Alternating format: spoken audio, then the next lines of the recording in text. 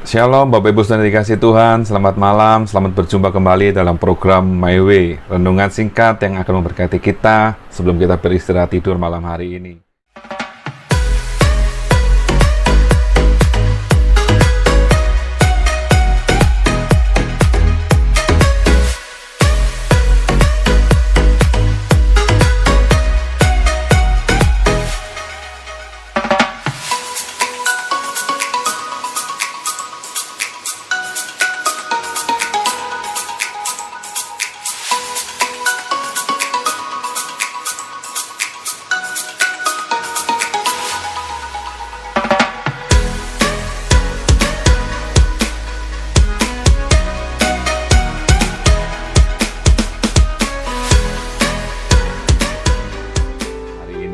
Dan puji Tuhan, malam hari ini kita sampai di dalam Matius 5 ayat 7 yang berkata, berbahagialah orang yang murah hatinya karena mereka akan beroleh kemurahan. Mengapa kita harus murah hati? Jawabannya cuma satu, karena Yesus yang kita sembah adalah Allah yang murah hatinya. Dan kalau Bapak Ibu Saudara bertanya, apa arti dari murah hati? Murah hati itu adalah satu tindakan, ya. Jadi satu perbuatan yang mengandung dua hal utama di dalamnya. Yang pertama adalah adanya rasa belas kasihan. Sehingga dengan perasaan belas kasihan ini akan timbul empati terhadap orang lain yang membutuhkan pertolongan. Lalu hal yang kedua adalah murah hati itu harus diwujudkan dalam bentuk tindakan yang nyata untuk menolong.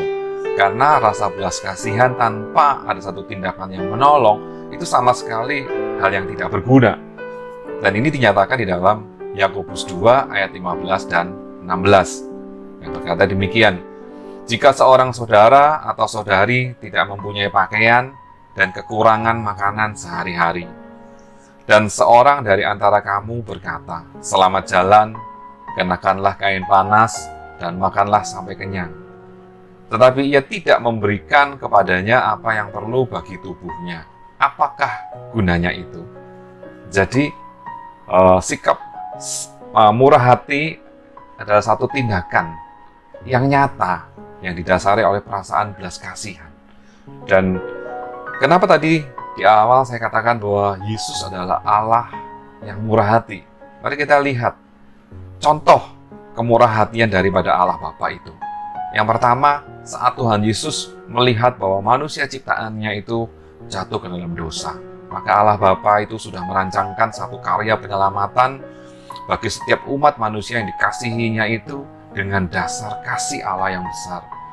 Allah memiliki belas kasihan terhadap manusia yang berdosa, sehingga Dia memberikan anaknya yang tunggal untuk menyelamatkan setiap umat manusia.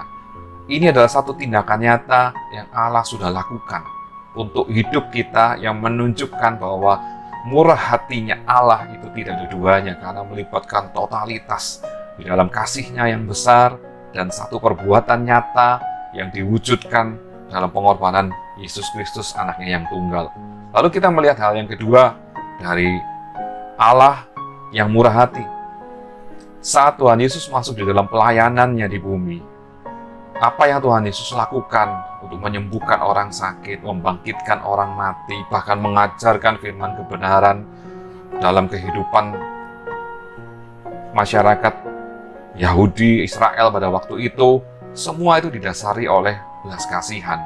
Dan ada banyak ayat yang menyatakan maka tergeraklah hati Yesus oleh belas kasihan. Dan Tuhan Yesus tidak hanya berkata seperti itu, tapi Dia melakukan satu tindakan nyata, menyembuhkan orang-orang sakit itu, menghiburkan yang susah. Dan ada banyak mujizat yang Tuhan Yesus lakukan. Nah, lalu bagaimana dengan kita? Apa yang firman Tuhan ajarkan? Apa yang firman Tuhan berikan contoh kepada kita untuk kita bisa lakukan dalam hidup ini untuk bisa menjadi orang yang murah hati? Kita melihat satu contoh di dalam firman Tuhan dalam Injil Lukas itu tentang kisah tentang orang Samaria yang baik hati, di mana itu adalah satu contoh tindakan murah hati yang dilakukan dengan dasar belas kasihan yang besar dan dilakukan dengan totalitas ketulusan hati sehingga mau menolong. akan orang yang menderita itu sampai dengan pulih dan sehat kembali. Lalu yang kedua, contoh dalam firman Tuhan, bagaimana murid-murid Tuhan Yesus itu meneladani apa yang Tuhan Yesus ajarkan untuk murah hati. Seringkali murid-murid Tuhan Yesus datang menginjil dari satu kota ke kota yang lain, dan mereka berkata, emas dan perak tidak ada padaku, tetapi apa yang ada padaku aku berikan, aku bagikan, yaitu kasih Tuhan, yaitu kuasa Tuhan, kemurahan Tuhan, berkat dan mujizat. Itu yang Allah berikan, dan itu berlaku untuk hidup kita semua.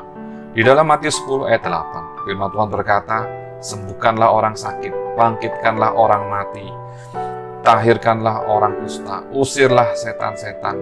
Kamu telah memperolehnya dengan cuma-cuma, karena itu berikanlah pula dengan cuma-cuma. Jadi itu yang bisa kita berikan dan kita lakukan di dalam kehidupan kita di dalam dunia ini untuk menjadi orang yang murah hati. Dan kita harus ingat bagaimana kita bisa menjadi orang yang murah hati. Kita harus selalu ingat akan kasih Kristus. Kita harus selalu ingat bahwa dosa kita sudah ditebus oleh Yesus Kristus dengan darah yang mahal.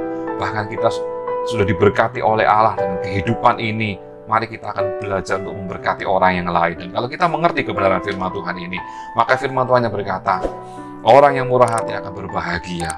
Kenapa? Karena mereka akan beroleh kemurahan. Kemurahan apa yang akan kita terima dari Allah? Mari kita akan baca dalam Bilangan 6, ayat 24-26.